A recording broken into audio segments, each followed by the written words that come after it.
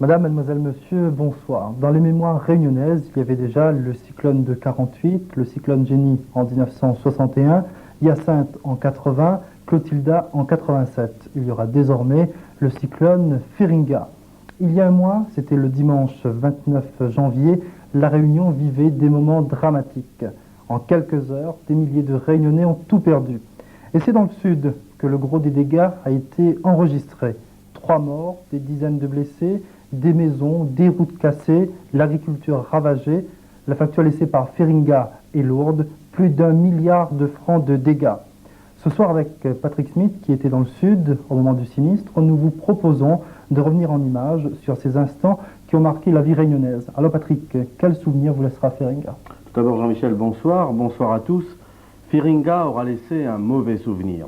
Plus de 4000 sinistrés, des centaines de maisons arrachées, complètement détruites, et des rafales de vent qui ont soufflé à plus de 250 km/h. Des ravines qui ont triplé de lits, le réseau électrique très sérieusement touché, la totalité des abonnés privés d'eau potable, plus de 80% du réseau téléphonique hors service. En 2 mots, un désastre. La première partie donc de cette rétrospective, en 8 minutes, le passage du cyclone sur la Réunion en alerte, les premières images.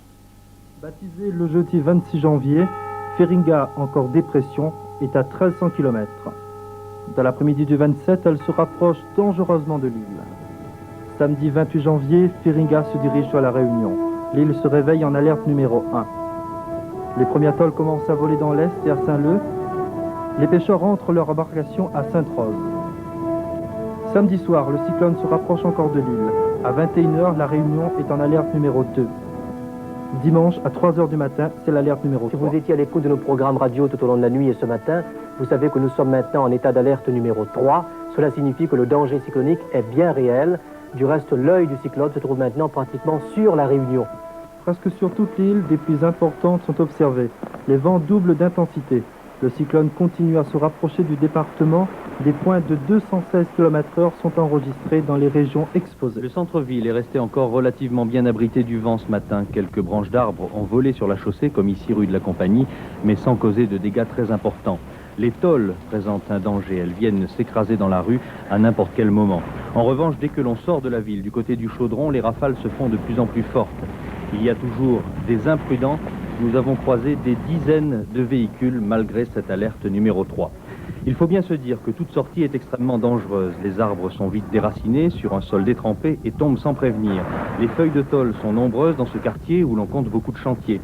Depuis le déclenchement de l'alerte numéro 3, les gendarmes et les policiers s'efforcent de convaincre les nombreux promeneurs de rentrer chez eux et ce n'est pas toujours évident. Et vous habitez où? Vous rentrez chez vous. Chez vous, vous marchez dans les rues comme ça. Non, du coup, maintenant, c'est nous rendre.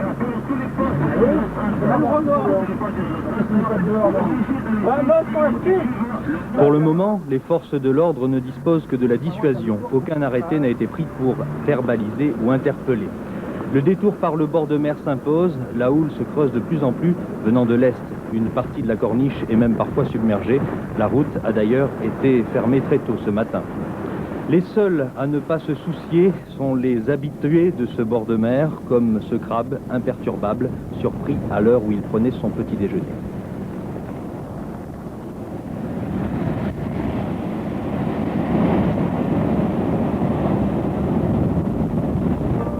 8h30. Nous partons en direction de l'est du département, la région la plus exposée puisque recevant de plein fouet et rafales de vent. Feringa est alors à 70 km de nos côtes et continue à avancer. Tout le long du trajet qui nous mènera jusqu'à Saint-Benoît, c'est le même spectacle de désolation. Arbres arrachés, branches en travers de la chaussée, feuilles de tôle qui s'envolent dangereusement et parfois, au détour d'une rue, des visages angoissés.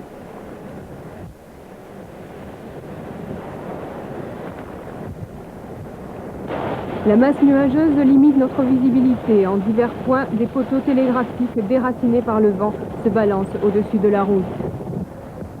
Malgré ces conditions extrêmes, des imprudents sont dans les rues de Saint-Benoît. La circulation pourtant défendue continue pour quelques véhicules. Devant la poste de Brapanon, il y aura bientôt plus de feuillage sur la place qu'à la cime des arbres.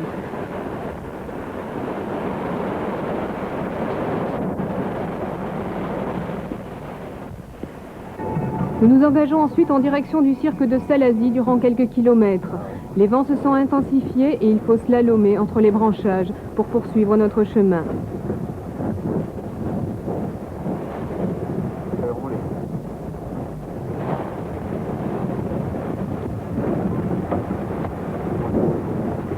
Passé le pont de la rivière du Mât, les cailloux commencent à dégringoler et nous sommes contraints de rebrousser chemin.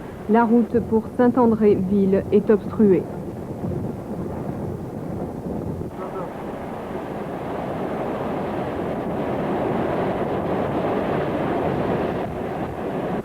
Des fils électriques traînent sur la route. Heureusement, les services d'EDF sont passés par là et ont prévenu tout danger. En fin de matinée, toute circulation est rendue impossible. Nous rentrons. Le cyclone Firinga est sur nous.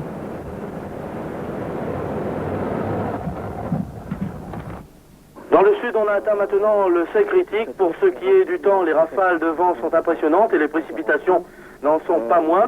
Pour l'instant, 60% du réseau d'électricité de Saint-Pierre et du Tampon sont hors d'usage.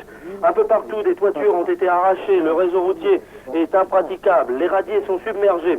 Les services d'intervention d'urgence ne peuvent plus opérer maintenant. Au PC Orsec de la sous-préfecture de Saint-Pierre, le standard est constamment bloqué. Les gens n'arrêtent pas d'appeler. Maisons inondées, toitures arrachées. Dans ce cas, donc, si vous êtes en danger, allez chez votre voisin le plus proche jusqu'à ce que les équipes d'intervention puissent opérer. Depuis 8 heures ce matin, la situation météorologique s'est beaucoup aggravée. Sur la route à 4 voies reliant Saint-Pierre au Tampon, des arbres sont sur la chaussée, arrachés par le vent. Au Tampon, de nombreux radiers sont coupés, soit par l'eau ou par des arbres. Il pleut abondamment. Toujours pas de nouvelles des 9 randonneurs du sentier de la rivière Langevin partis vers 5 heures hier matin de la plaine des Cafres vers Saint-Joseph. Du côté de Saint-Louis, la route de Sillaos est coupée par des éboulis. À l'îlette Augustin, une famille de 13 personnes n'a plus de toit. Le vent a tout emporté. Les pompiers doivent être sur place maintenant. Au Golfe, juste avant le pont Mathurin, la chaussée est complètement inondée. Comme vous le constatez, la situation n'est pas brillante dans le sud. Les centres d'hébergement commencent à accueillir d'ailleurs de nombreuses personnes. Et puis nous venons de l'apprendre, donc rue Ignace Waro, quartier Châtoir au Tampon. Une ravine a débordé et menace d'emporter des gens et des maisons également. La rivière d'abord, elle est également en crue et elle traverse actuellement le lotissement des Jamalac. Depuis la sous-préfecture de Saint-Pierre, Patrick Smith, RFO. Dimanche, fin de matinée, l'œil du cyclone est sur la Réunion. Rentré par l'est du département, Firinga ressort par le port. Les vents soufflent à plus de 240 km/h. En début d'après-midi, notre île est traversée par le cyclone. Les dégâts sont importants, les ravines débordent, les toits s'envolent, les arbres sont arrachés. Des bourrasques exceptionnelles sur l'est comme dans le reste de l'île d'ailleurs cet après-midi. Une mer complètement démontée, mais la houle n'a pas fait de dégâts. En revanche, le vent a atteint des records à Sainte-Suzanne. Les imprudents étaient légion alors que les noix de coco volaient sur la chaussée. Face aux éléments déchaînés, seul l'ancien combattant en bronze est resté de marbre dans une place de la mairie dévastée, jonchée de branches et même de troncs. Cela dit, les dégâts ne sont pas énormes, hormis cet incident fâcheux. Le pylône réémetteur de TDF n'a pas résisté au vent. Il s'est vrillé à la base avant de s'écrouler d'un seul coup. Conséquence, tout le sud de l'île était immédiatement privé de télévision et de RFO radio en FM. Quand on sait l'importance de la radio, il convenait de rétablir la liaison de toute urgence. Les techniciens de TDF, aidés par les militaires, ont donc apporté un mât de secours afin de transmettre les émissions vers les relais du sud. Une installation de fortune dont l'objectif est de rétablir le premier canal et la radio, ou au moins la radio. Ils ont travaillé dans des conditions extrêmes et jusqu'ici, les efforts se poursuivent. Sur le chemin du retour, en fin d'après-midi, on pouvait constater que le vent a fait plus de mal que la pluie.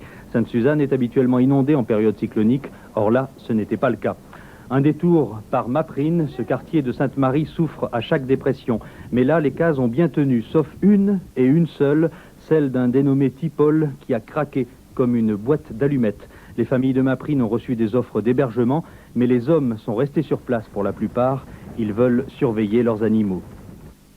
Après avoir traversé la Réunion dans l'après-midi, dimanche soir, le cyclone s'éloigne de notre île. L'alerte numéro 3 est levée dans la nuit. Les alertes 2 et 1 sont levées à 7 h du matin, le lundi 30 janvier. Firinga est à plus de 300 km de nos côtes. Malgré la levée des alertes, le PC Orsec est maintenu. L'heure est au bilan.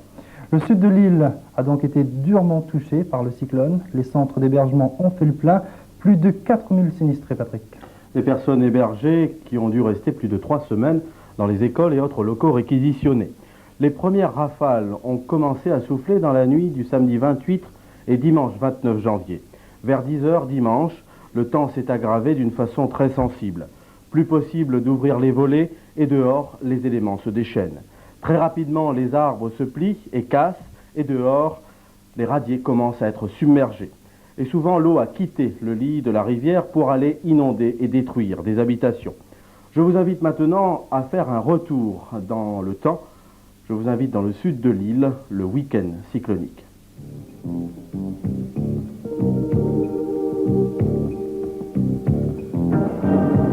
Déjà dans la nuit de samedi à dimanche, sur la région du Tampon notamment, la pluie et le vent se manifestaient d'une manière spectaculaire. Les premiers effets du Firinga se font ressentir dans le sud. Dès 8 h dimanche matin, en alerte 3, nous nous dirigeons vers le Tampon. Sur la route à 4 voies, il est pratiquement impossible de circuler. Les arbres ont déjà souffert des rafales qui étaient encore loin d'atteindre leur maximum.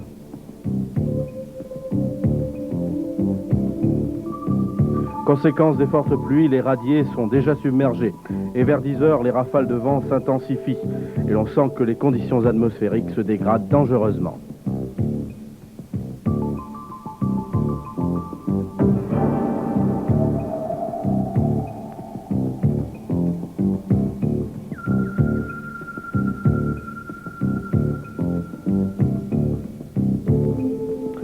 Nous rentrons alors sur Saint-Pierre et la surprise, malgré la pluie, les systèmes d'irrigation sont toujours en fonctionnement.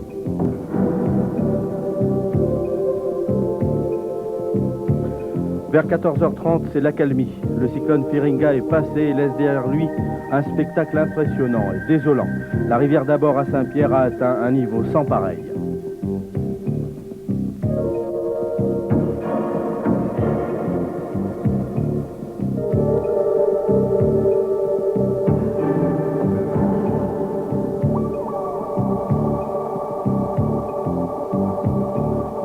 Dans les rues de la ville, le désastre.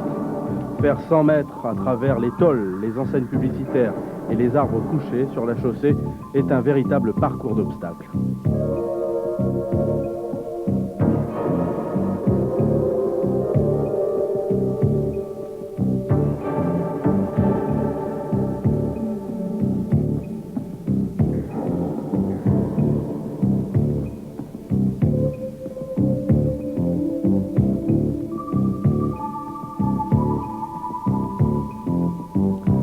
La place de la mairie est méconnaissable. Les arbres ont été dévastés et les cocotiers arrachés.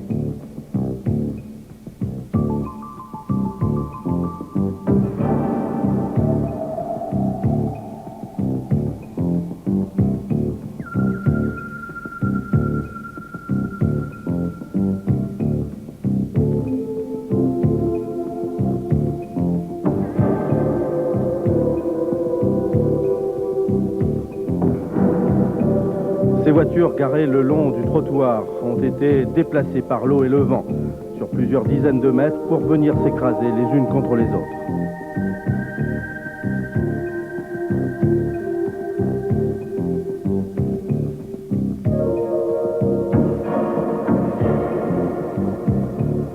Preuve encore des éléments déchaînés, les murs de stade ont été soufflés.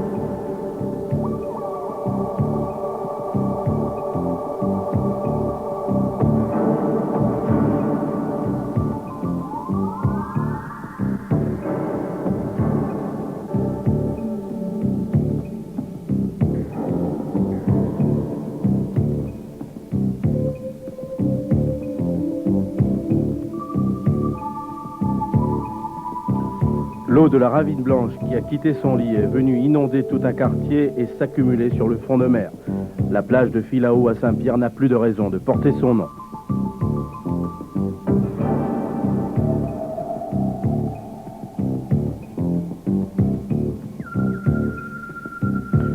Profitant de circonstances atroces, certains n'hésitent pas à piller les petits camions-bars disloqués.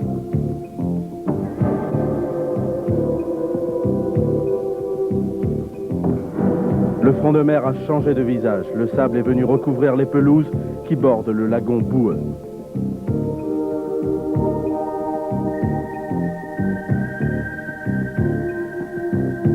La darse du port de Plaisance est remplie de détritus, formant à la surface de l'eau un véritable revêtement sur lequel il est possible de marcher. Les bateaux ont rompu leurs attaches et se sont encastrés les uns dans les autres. À l'entrée de Saint-Pierre, en venant de Saint-Louis, la ravine blanche a submergé la route à 4 voies et s'est étalée sur une largeur de plus de 50 mètres.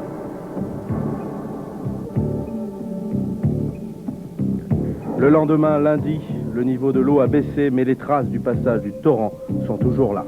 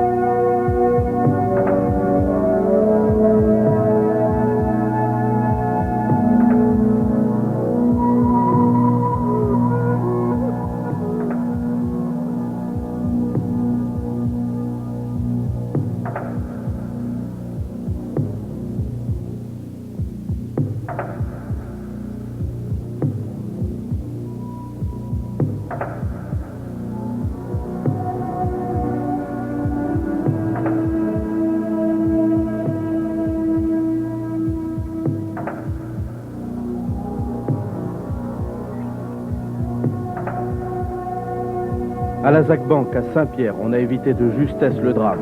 Une grue de plusieurs tonnes a été basculée par le vent. Elle est allée s'écraser sur un immeuble, pulvérisant les murs de la cuisine. Heureusement, personne n'était présent dans la pièce à ce moment.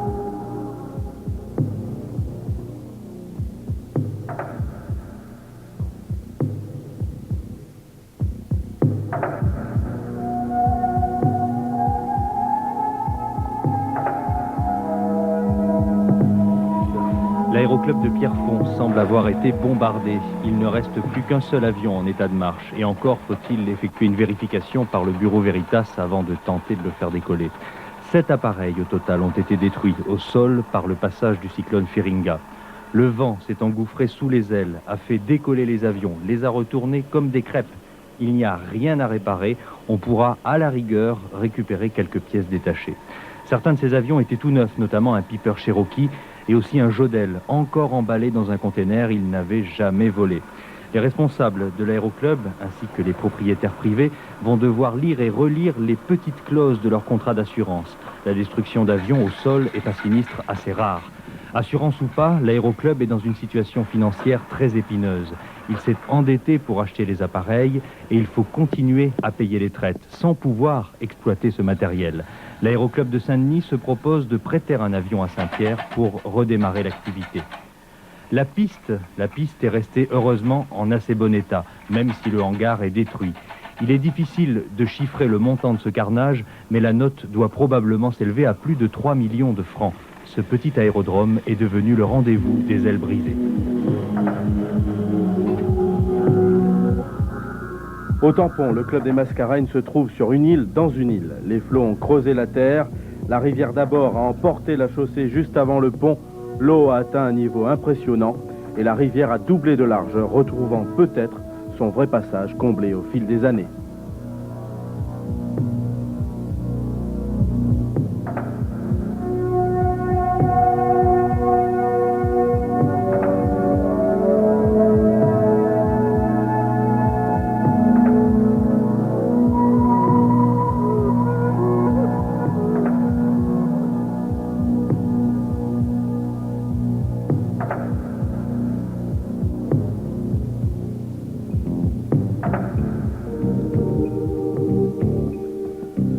Des canalisations et des conduits électriques ont été sectionnés. Les équipes d'intervention tâchent de rétablir d'urgence les connexions afin que les abonnés soient réalimentés le plus rapidement possible.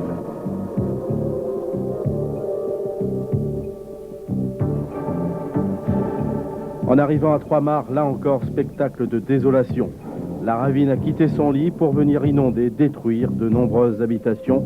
À cet endroit, une dame de 90 ans a trouvé la mort. Les sauveteurs l'ont retirée ensevelie sous la boue et les galets.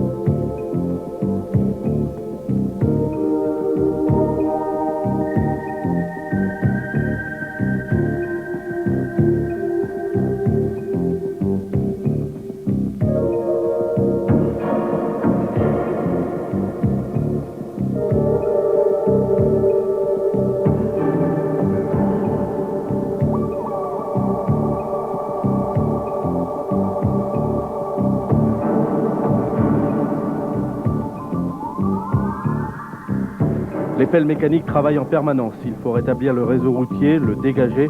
Il a été réparé sommairement pour permettre la circulation. Mais avant que tout revienne à la normale, il faudra des mois.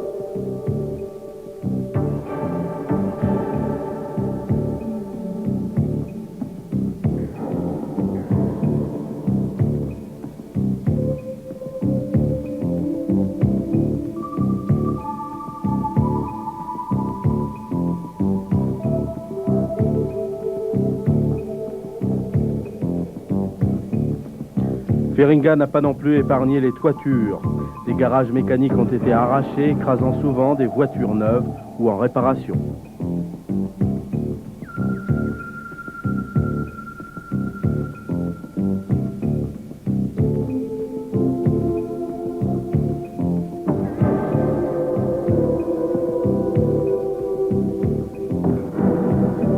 Au 14e kilomètre, ce pont obstrué par les branchages et autres sachets plastiques a été la cause d'un véritable désastre.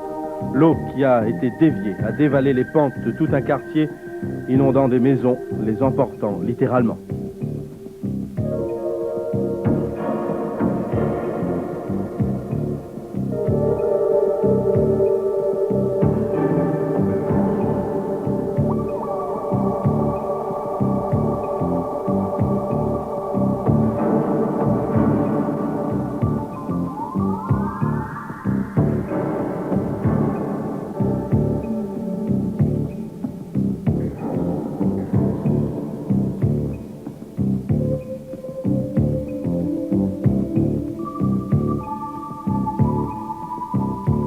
Ici, il y avait une route.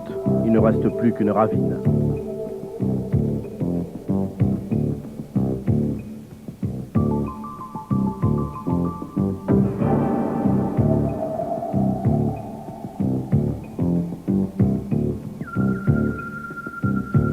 Les traces de boue encore présentes au niveau des fenêtres témoignent de la hauteur atteinte par l'eau.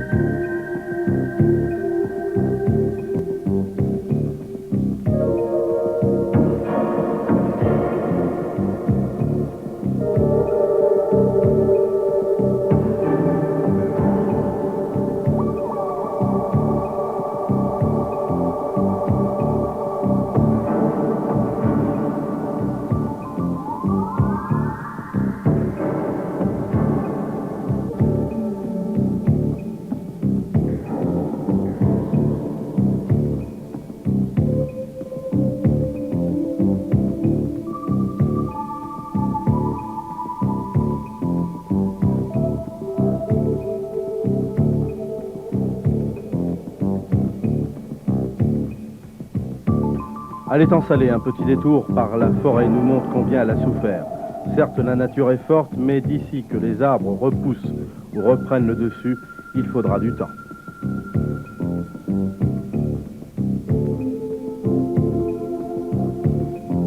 Dans les Hauts, les rafales n'y sont pas allées de main morte.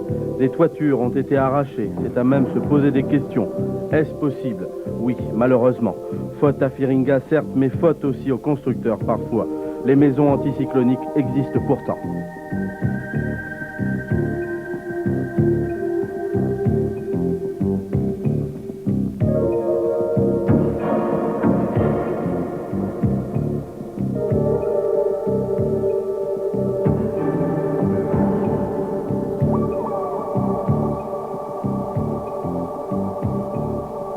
Tout d'un coup, j'ai entendu un bruit.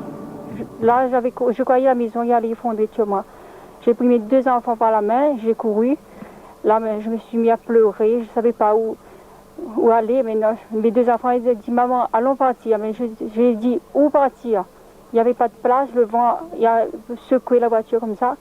Mon mari et moi, ils restaient dans la voiture jusqu'à temps le vent est apaisé. Le toit de la maison est parti écraser une autre maison à côté. Et, Vous avez déjà vécu de cyclone dans cette maison à Potin? Non, mais oui, Clotilda. Mais c'était pas comme ça. Les vents étaient moins forts. Les vents étaient moins forts, mais celle-là, c'est la première fois. Première fois que je vois un vent aussi violent comme ça. J'avais très peur. Et... Vous l'avez fait déclaration à la mairie, fini là? Ben, je sais pas, les gens ont venu voir, ont fait une déclaration, mais pour l'instant, je sais pas qu'est-ce qu'ils vont faire. Et je suis émue, c'est pas quoi dire. Toutes ces dépenses, toute une dépense pour faire cette maison, prendre beaucoup de temps et regarder. Ah, on remercie le bon Dieu que nous sommes encore vivants dans cette maison et la maison est partie, que nous sommes encore là. Voilà.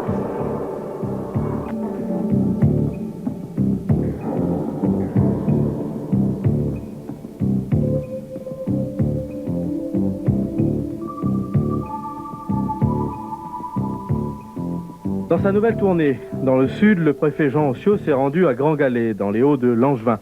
À cet endroit, Firinga a emporté la route et depuis le passage du cyclone, une quarantaine de familles est complètement isolée.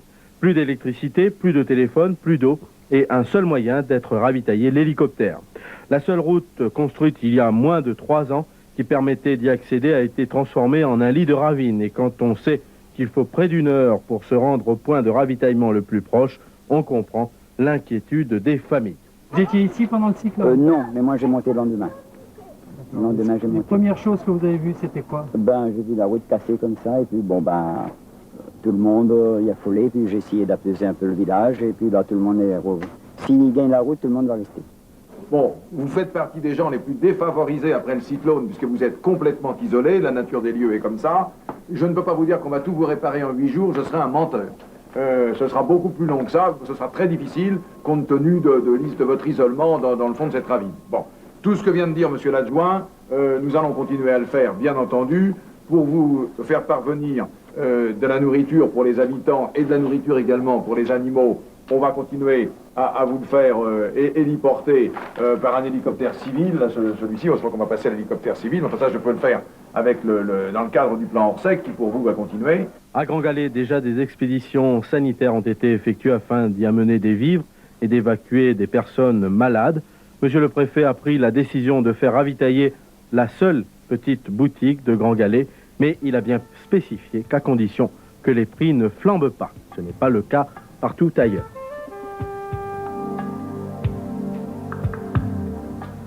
À Langevin, près de Saint-Joseph, l'absence de l'eau dans les canalisations a poussé les gens à aller se baigner dans la rivière, à y laver le linge.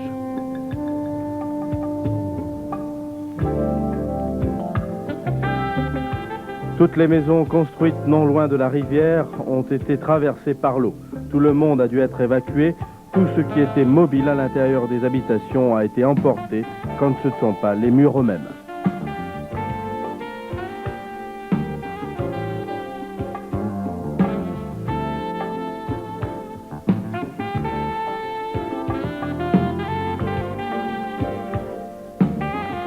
La petite île n'a pas non plus été épargnée par Firinga. De nombreuses personnes se retrouvent sans abri. Dur de penser qu'il faudra tout reconstruire, encore faut-il avoir l'argent nécessaire.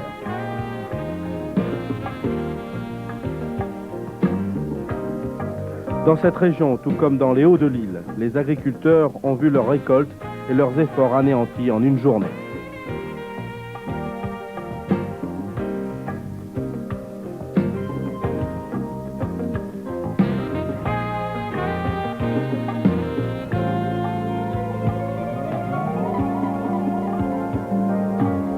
Pour ce qui est de la canne à sucre, le montant des pertes ne pourra être évalué qu'à la fin de la coupe.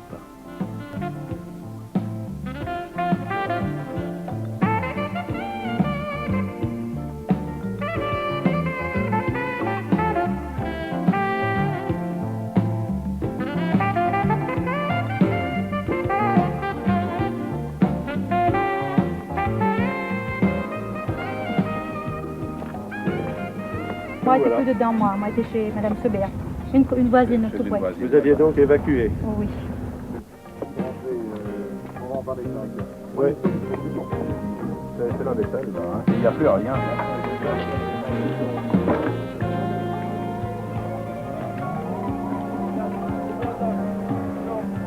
Près de 15 jours après le passage de Firinga sur la Réunion, les équipes de pompiers, souvent volontaires, continuent à dégager des maisons encore pleines de boue. Construite proche de la ravine, cette maison a toujours été épargnée par les eaux, mais cette fois-ci, le niveau est monté d'une façon exceptionnelle. La case en bois sous tôle a presque en totalité été couverte et la famille de 6 enfants qui y habitent a dû, le jour du cyclone, être évacuée comme bon nombre d'autres habitants vers les centres d'hébergement. L'eau est montée jusqu'à haut, j'ai parti chez les voisins par en haut, et après on regardait, l'eau a couvert presque la salle de bain, le cabinet, et la voiture flottait, et après on a attendu pour attirer le vieux monsieur qui était invalide à la maison, parce qu'il ne pouvait plus sortir. On a essayé de tirer, il ne pouvait plus sortir, et les voisins ont dit qu'il y avait, s'il est vivant, il y a 4 bons dieux qui le sauvent. Mais justement, il était vivant. Quand l'eau était baissée, on est venu le chercher, il était vivant. Et là, vous êtes obligé de continuer à habiter là quand même? Ah bien sûr, parce que c'est à moi. C'est l'acté, c'est à moi. Là. C'est désolant, mais qu'est-ce qu'on peut faire? Il est sûr que cette famille ne pouvait avoir son habitation ailleurs, mais cet exemple peut nous rappeler l'inconscience de certains qui n'ont pas hésité à construire sans autorisation dans les ravines, mettant en jeu la vie des autres.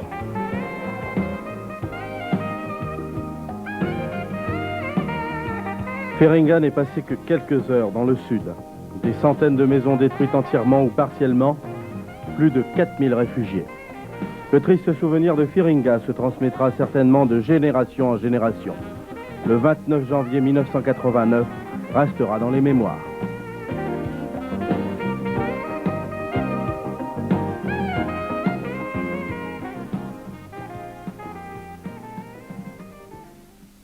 L'après-cyclone est dramatique, pas de téléphone, pas d'électricité, pas d'eau pour des dizaines de milliers de familles. Le manque d'eau et le manque d'électricité seront cruellement ressentis. Avec les nombreux cadavres d'animaux dans les ravines, on a frôlé la catastrophe avec les risques d'épidémie. On n'avait pas vu ça depuis longtemps à Saint-Benoît. Les vents de Firinga étaient d'une extrême violence. Ici, les dégâts sont considérables. De nombreux bâtiments publics et de nombreuses maisons ont souffert du passage du cyclone. Ce soir, encore 400 personnes se trouvent dans les différents centres de la commune. Certaines ont tout perdu. Racontez-nous comment là se passait. Ben, bien que 3 pièces, ça reste debout. Et le reste à lever. Et le bon paquet dedans était mouillé. Même ça m'attrape, m'a mis à ma soeur. Je ne peux pas laisser dehors. Si je fais le vent, on va laisser tous nos paquets, mais il n'y aura plus rien après. M'attrape tout le paquet, m'a mis à ma soeur. Mais là, ça fait que m'a pris la case, mais il a 2 enfants. Donc, ça, cyclone a fait chez vous? Normalement, le cyclone a cassé la case, il a tiré toutes les tôles. On est dehors complètement. On n'a plus de tôles, on n'a plus rien, contre les attrape. Quand le cyclone a passé sur votre case? Oui, on était dans la case, on est sorti. Quand on était trop fort, un voisin a sauvé à nous. Mais c'est la même, moi, dans un petit garçon, un petit café là-dessus. Là, couvrement là-bas, les gazons, là, là-bas. Là, il y a tiré, le vent, il fait comme ça. C'est comme ça, la soulevé. Après, la planche, pour lever la panneau, sa grand panneau, la partie, après, la prend ensemble. Ça fait pas peur, non? Ah, ben, que ça va faire, mais là, les baisers, là. Vas-y, la parole, comme elle a dit. Oui. La reprise est dure comme dans toutes les communes. Un effort considérable est fait pour dégager les routes. Saint-Benoît a vécu, on peut le dire, une véritable catastrophe. Dans quelques jours, Pierrot devait s'envoler vers la métropole pour rejoindre sa jeune femme et son bébé. Dimanche, la maison était en ordre, il écoutait la radio pour connaître la situation du cyclone. Tout à coup, à 15 h, un souffle plus fort qu'un autre a ébranlé la case. Son univers de tôle s'est soulevé, mur, plafond, soufflé en quelques minutes. Il a essayé de décrocher une tôle, et puis bon, il a réussi et il a soulevé la maison carrément. C'était quelle heure? C'est environ 3h30, 4h comme ça. Vous faisiez quoi à ce moment-là? J'étais debout, près de la porte. Et bon, j'ai réussi à ouvrir la porte et enfuir chez mes parents.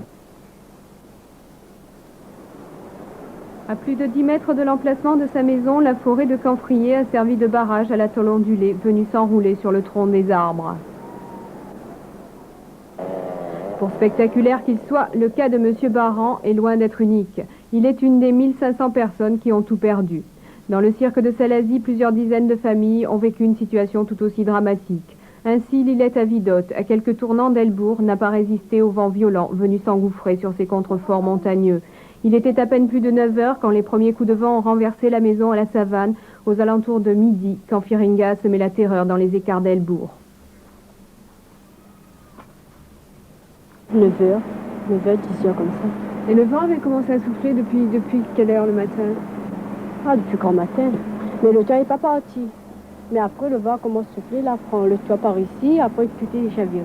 Après, on est parti chez M. Redley.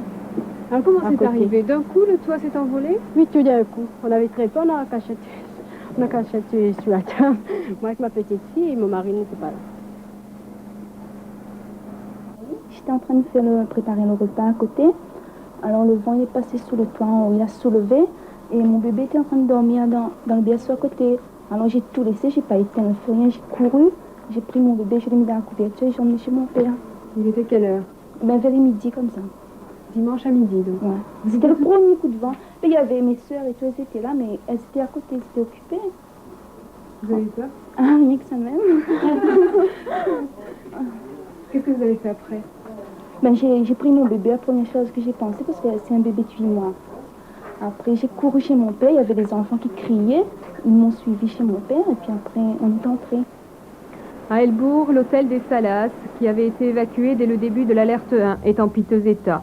Fenêtres amarrées au lit, moquettes imbibées, matelas humides.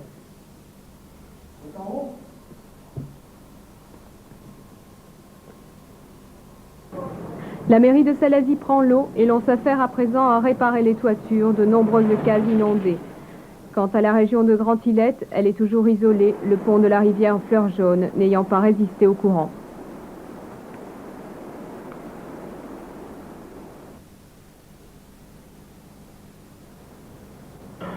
L'hôpital intercommunal de Saint-Pierre-le-Tampon a vécu ces derniers jours des moments incertains.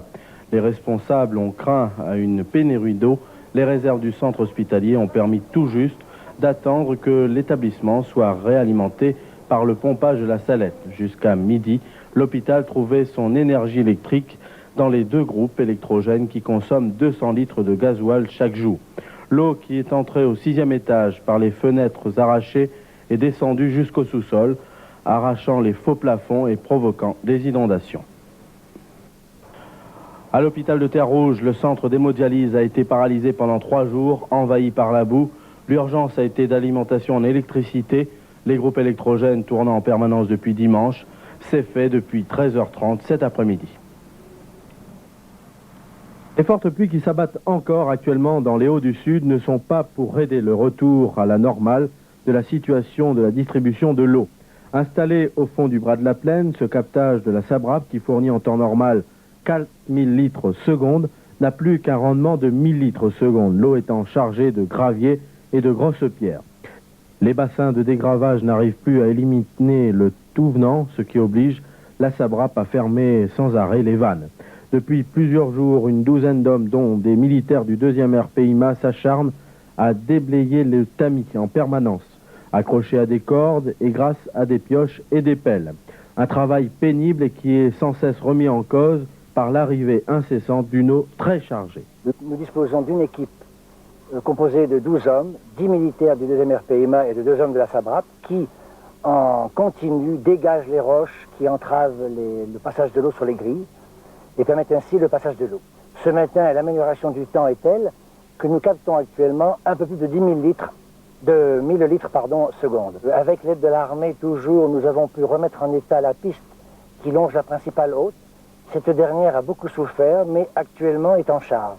Ce qui veut dire que dès que le temps le permettra et s'améliorera, nous allons pouvoir capter à nouveau, je l'espère, 1500, 2000, 3000 litres, et à ce moment-là, à nouveau, donner satisfaction à la population. Des difficultés de captage au bras de la plaine engendrées par le mauvais temps résulte une faible alimentation du réservoir de Dacy géré par la CGE qui ne peut plus alimenter correctement ses abonnés. Des particuliers qui ont l'impression que la situation ne s'améliore pas. En fait, tout est lié à des problèmes techniques. Ici à Trois-Bassins, comme dans bien d'autres régions, l'eau ne coule toujours pas au robinet. Pas d'électricité non plus, un manque ressenti cruellement par les habitants. Des solutions sont à l'étude, la distribution d'eau par camion-citerne est envisagée dans les prochains jours. Pendant ce temps, pour les premiers besoins, le seul recours pour la population, l'eau des ravines, une eau destinée souvent aux bêtes et qui sert aussi au lavage. De l'eau là, il y aura 10 jeunes qui veulent d'or pour faire un peu de manger, n'après plus. C'est pour ça donc qu'on est ici alors? Oui. Ah, pourquoi on est ici? Ben, parce qu'on a un petit bébé de 3 mois, et ben, la pointe, nous m'ont obligé de nous laver ici. Et vous n'avez pas peur, elle n'est pas dangereuse ici? Ah ben, si, elle est dangereuse, mais quand on voit qu'on n'a plus d'enfants, on voit pas rien, ben, obligé de nous laver. Il est sûr que le manque d'eau dans les canalisations, qui dure depuis plusieurs jours dans le sud, pousse les gens à aller dans les rivières. Mais il faut savoir que cela n'est pas sans risque. Aller laver son linge, oui. S'y laver soi-même, l'éviter le plus possible, voire même pas du tout. Des centaines de personnes vont chaque jour dans les rivières, souvent accompagnées d'enfants qui restent parfois dans l'eau plusieurs heures. Même si le liquide est clair, il est pollué. Les cadavres d'animaux traînés par les eaux sont maintenant en état de décomposition et présentent d'énormes risques de maladies.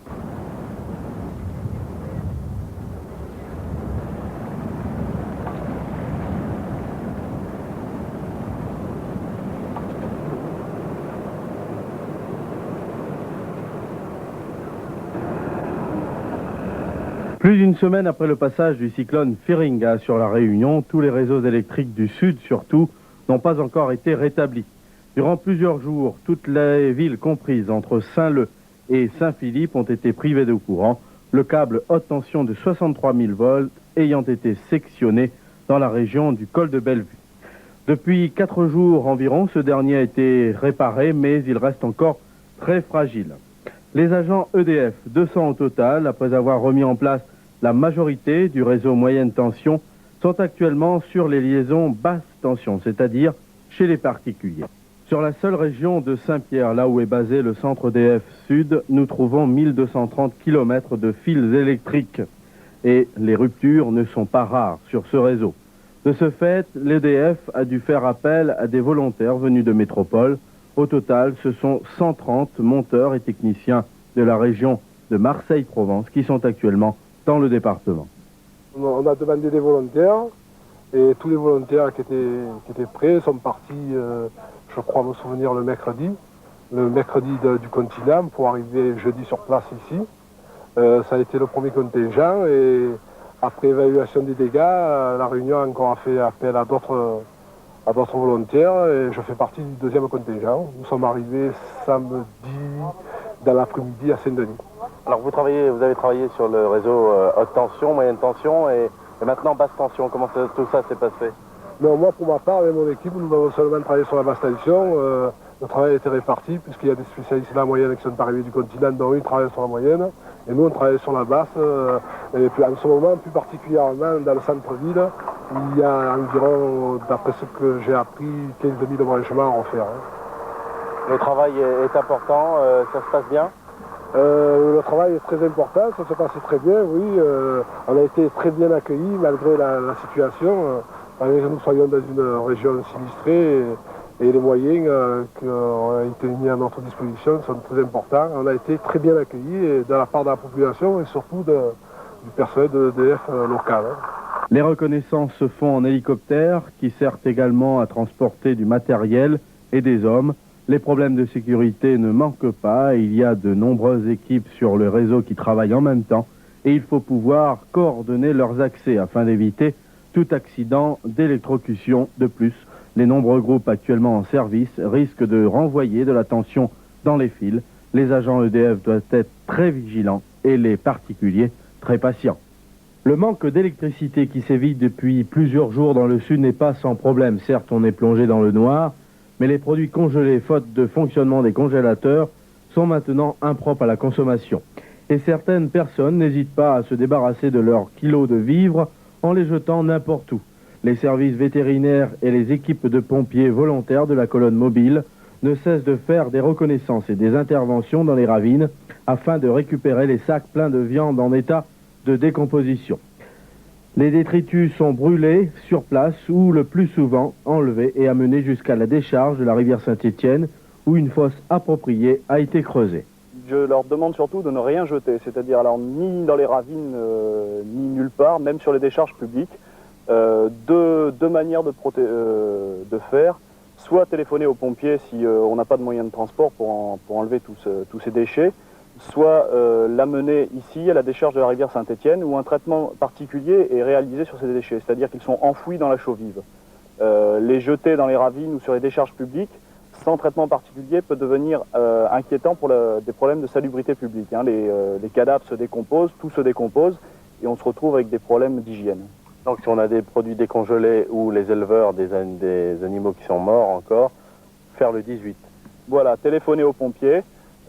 Si jamais, je demande quand même un peu de responsabilité au niveau des particuliers, c'est-à-dire que s'ils ont du congelé, s'ils ont 4-5 kilos de congelés qui sont pourris, si possible de les amener eux-mêmes à la décharge pour éviter un déplacement de toute une équipe de pompiers pour ces problèmes.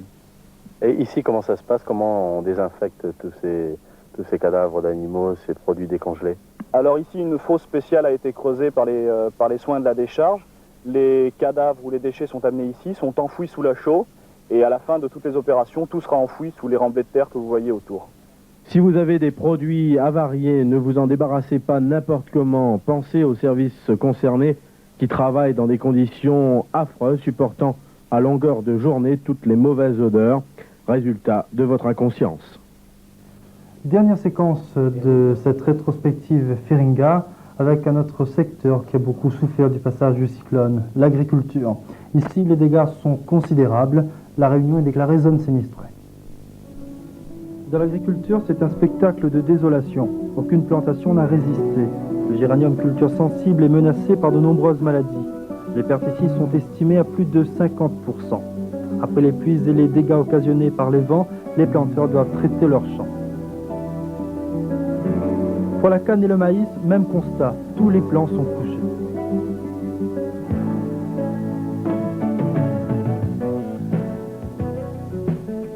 La vanille plantée en sous-bois ou en intercalaire n'a pas résisté. Les tuteurs sont détruits. En quelques heures, c'est tout un plan de relance, les efforts de 10 années de travail qui se retrouvent réduits à néant. Ici, les premiers effets du cyclone ne seront perceptibles qu'au bout de plusieurs jours. Les gousses abîmées vont tomber et leur commercialisation ne sera pas possible. La perte pour les planteurs est considérable. Un cyclone meurtrier pour les agriculteurs. En quelques heures, ils ont perdu une bonne partie de leurs revenus. Les cultures vivrières sont dans un triste état. Dans l'est du département, le verger de l'île, les litchis vieux de 10 années, pour certains, n'ont pas résisté. De nombreux arbres sont déracinés. La production 89 de litchis est largement compromise.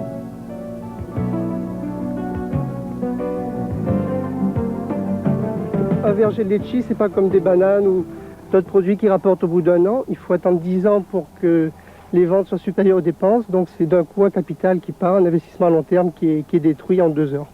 Ce qui veut dire aussi que la production de cette année est compromise. Alors, la production est drôlement compromise parce qu'il y aura évidemment beaucoup moins de litchis sur le marché. Bon, les litchis risquent d'être chers et rares cette année. Et puis pour l'exportation, je pense qu'il ne faudra vraiment pas compter sur l'exportation cette année parce que tout serait coulé sur le marché intérieur. Et qu'est-ce que vous allez faire maintenant avec les autres producteurs? Ben nous, ce qu'on a envie de faire, évidemment, c'est de recommencer à planter parce que la Réunion a besoin de litchis. On ne va quand même pas se mettre à importer des litchis dans les années à venir. Donc il faut reconstruire les vergers, bon, recommencer tout à zéro. Et pour ça, on a besoin d'être aidé, qu'on nous aide à recommencer ce qui a été détruit. Donc pour vous, il faut aller très vite. Il faut aller vite, d'autant plus que replanter, il faut replanter au mois de mars. La période qui est après-cyclonique, c'est la meilleure période pour replanter les litchis. Il y a de la pluie, il fait chaud. Et donc il ne faut pas perdre de temps, d'autant plus qu'un verger, il faut 10 ans pour faire un arbre, donc on ne doit pas perdre un mois. Installé depuis 1984 à Bas-Saint-Plat, à Saint-Pierre, cet horticulteur dispose de la seule infrastructure équipée véritablement de serre. Les vents de Firinga ont laissé les armatures debout, mais toutes les parties vitrées ont été cassées. Le système automatique de régulation de la température et de l'humidité de l'air est hors d'usage. À l'intérieur, les plantes en pot ont été saccagées. Les quelques rares à avoir été épargnés ont péri dans les jours qui ont suivi. Le manque d'eau leur a été fatal. Cet horticulteur de Bas-Saint-Plat estime sa perte à plusieurs centaines de milliers de francs. Il n'est pas le seul, tous les horticulteurs ont subi le même sort. Ceux qui avaient des ailes plastiques n'ont plus rien. Il faudra reconstruire tout le vitrage, revoir les circuits électriques, et pour cela, des commandes de métropole sont indispensables. Les horticulteurs ne pourront fournir des fleurs pour la fête des mères, du manque à gagner, et Horticer, qui est le seul producteur de muguets à La Réunion, tentera de les faire pousser en métropole et importera les plants juste avant la floraison.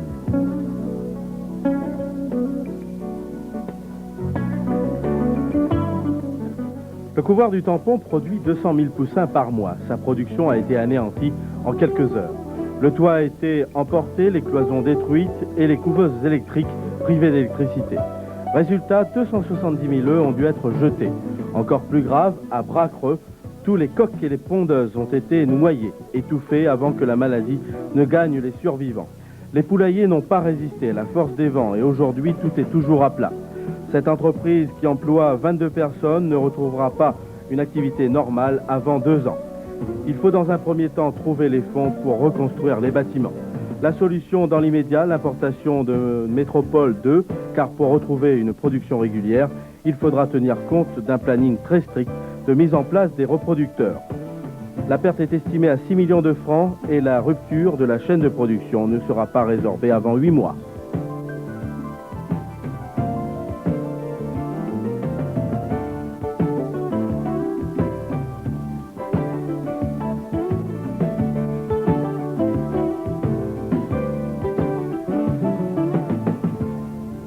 Le passage du cyclone Firinga sur la Réunion s'est traduit par une perte sèche de 50% de la production laitière.